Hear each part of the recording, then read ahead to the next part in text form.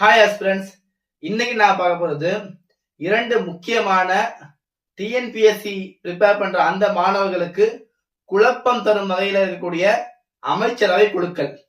அந்த இரண்டு முக்கியமான குழுக்களை பத்தி நான் இன்னைக்கு பார்க்க போறோம். ஃபர்ஸ்ட் அஷ்ட திக்கஜங்கள், ரெண்டாவது அஷ்ட பிரதான். ரெண்டுமே பாருங்க, அஷ்ட திக்கஜங்கள் அஷ்ட பிரதான். அஷ்டனாலே சமஸ்கிருதத்துல எட்டுன்னு தான் அர்த்தம். ஆக ரெண்டுத்துக்கும் 8 முக்கியமான நபர்கள் இருக்காங்க.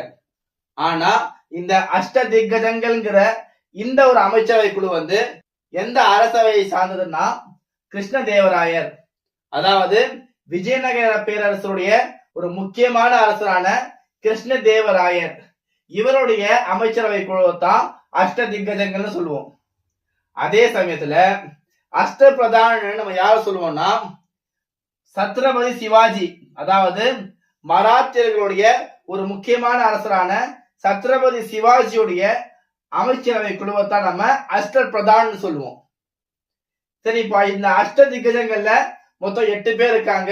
அந்த 8 பேர் யார் யாருன்னா, ஃபர்ஸ்ட் அல்லசாணி பெத்தண்ணா, ரெண்டாவது நந்தி திம்மண்ணா, மூணாவது தெனாலிராமன், நாலாவது பட்டு மூர்த்தி, அஞ்சாவது புன வீரபத்ரன், ஆறாவது துர்ஜதி, ஏழாவது மல்லண்ணா, எட்டாவது பனாஜி சூரனா. இந்த கிருஷ்ணதேவராயருடைய ஆட்சி காலம் நீங்க பாத்தீங்கன்னா 1509 இருந்து 1529 வரைக்கும்.